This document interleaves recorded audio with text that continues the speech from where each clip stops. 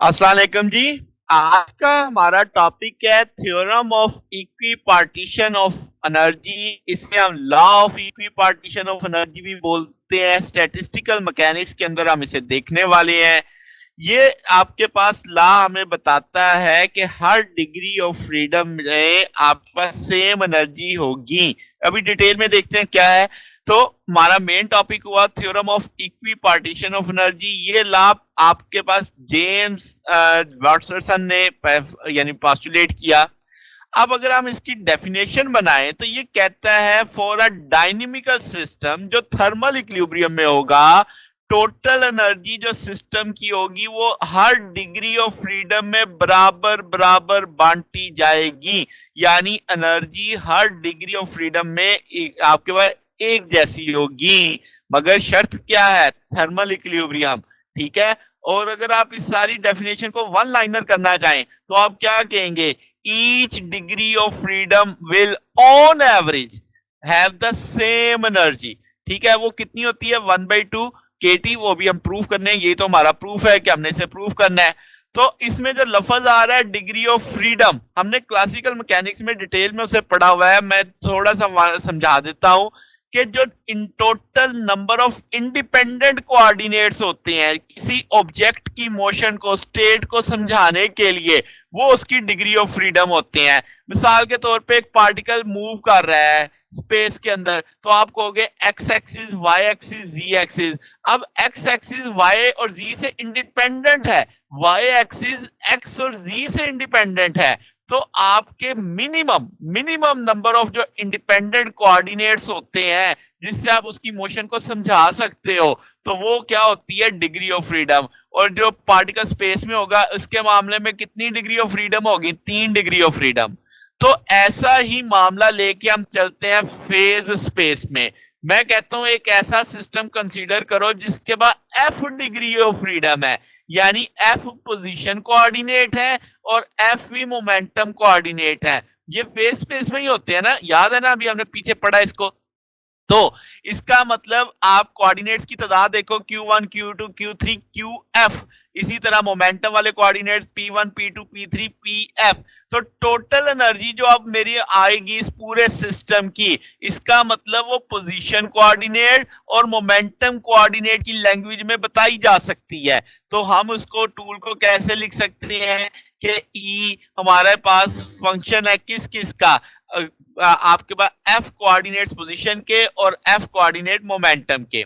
अगर आप इनमें से कोई एक पर्टिकुलर मोमेंटम ले लेते हो पी आई, और आप कह देते हो कि भी जो टोटल एनर्जी है अब आपने दो हिस्सों में तोड़ देनी है। एक वो हिस्सा जिसको आपने सिलेक्ट किया है, जिसके क्रॉस आप देख रहे हो ई आई, पी आई और बकिया फिर रिमेनिंग। इसमें जो पी आई है वो यहां से अब मेजेंडा कलर से एक्सक्लूड हो चुका है। यानी अगर मैं सादा लफ्जों में बताऊं क्या है, ई आई पी आई आपके पास फंक्शन ऑफ मोमेंटम है, यानी सिर्फ पी आई के अलावा पी आई का यानी वो फंक्शन है। सादा लफ्जों में मतलब क्या? एनर्जी सिर्फ इस मोमेंटम कोऑर्डिनेट के साथ हमने एसोसिएट की है, ये वाली एनर्जी जिसका नाम ई आई है। ठीक है। तो अब आपके पास ई आई पी आई बता रहा है कि ये ई आई एनर्जी आपके पास फंक्शन है किस मोमेंटम का? पी आई का सिर्फ। अच्छा, बाकी टर्म जो मेजेंडा कलर में है वो क्या बता रही है कि function of all position and momentum excluding, इसमें से निकाल दिया कौन सा मोमेंटम? P I. ठीक हो गया। बकिया एनर्जी उन बकिया तमाम कोऑर्डिनेट्स पे चल रही है। अच्छा, तो अब हम जानते हैं एनर्जी को मोमेंटम की टर्म में बताया जा सकता है कि E is equal to 1/2 mv square p square p I square by 2m लिखा जा सकता है। 1/2 m को कांस्टेंट लेके C कह दो तो C पी आई स्क्वायर आ जाएगा। C यहाँ पे कांस्टेंट के तौर पे 1/2 m कांस्टेंट है। तो जो आपने मैक्सवेल बोल्ट्जमैन लॉ डिस्ट्रीब्यूशन पढ़ा है, कल भी पढ़ा, उससे पिछले दिन कल हमने एनर्जी के बारे में पढ़ा था, उससे पीछे वेलोसिटी वाला पढ़ा। तो उसमें जो टूल आता है, जो प्रोबेबिलिटी होती है, वो आपके पास इसके फैक्टर बोल्ट्जमैन फैक्टर के प्रोपोर्शनल होती है। बकिया सारा फैक्टर कांस्टेंट में ले लिया जाता है।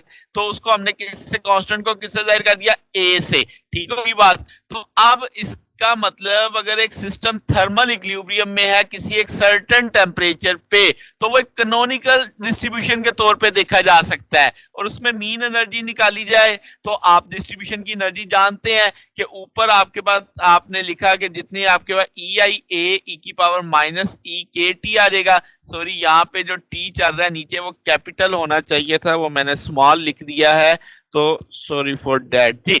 तो वो आपके पास आ गया जनाब, इस तौर पे लिखा जाना चाहिए था। अब आप क्लासिकली जो एनर्जी होती है अगर हम कहें वो क्लोज है तो आप आइगन स्टेट आइगन वैल्यू जो है वो इंतहाई यानी कंटिन्यूस मानी जा सकती है। तो आप समेशन को रिप्लेस कर सकते हो किससे? इंटीग्रेशन से। तो आपने इस टूल को इंटीग्रेशन के साथ रिप्रेजेंट कर दिया। अब जाहिर सी बात है इंटीग्रेशन के साथ आप जब साइन लगाएंगे तो आपके पास उसके वो तमाम कोऑर्डिनेट्स जिसके वो फंक्शन है एनर्जी वो मेंशन कर दिए मैंने ऊपर भी और नीचे भी। अब यहाँ पे E लिखा हुआ था और मुझे पता है E को अब मैं कितने हिस्सों में तोड़ चुका हूं? 2 हिस्सों में, ई आई और ई प्राइम। तो उसको मैंने उस 2 हिस्सों में लिख दिया कि मेरी टोटल एनर्जी ई आई और ई आई प्राइम की इस लैंग्वेज में चल रही है। ऊपर भी नीचे ये काम कर दिया। अब मैंने क्या किया कि इसमें से आपके ई आई वाला फैक्टर अलग कर दिया और मुझे पता है वो फंक्शन है पी आई का, तो उसके साथ डीपीआई मैंने लिख दिया, बकिया मैंने इंटीग्रल अलग कर दिया। अब ऐसा क्यों किया? क्योंकि जो जिस इंटीग्रल में आपके पास ई प्राइम आ रहा है उसमें तमाम क्यूज और पीज होंगे मास वाई किस चीज के? पी आई के।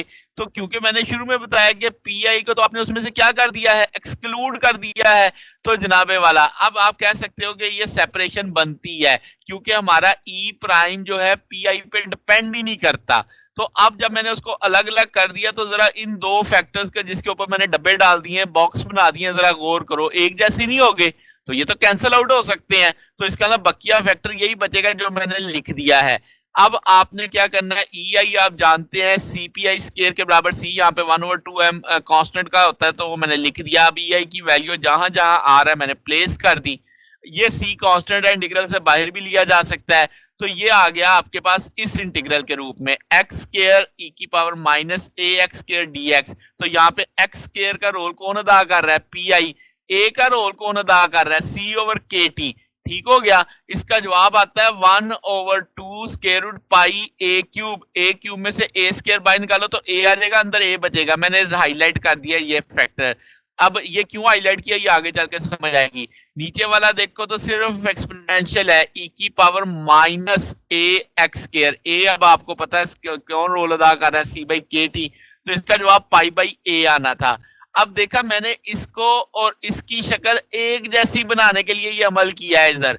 तो अब आप ऊपर वाले इंटीग्रल का आंसर भी स्टैंडर्ड इंटीग्रल के तौर पे जवाब दे दो, नीचे वाले का भी दे दो।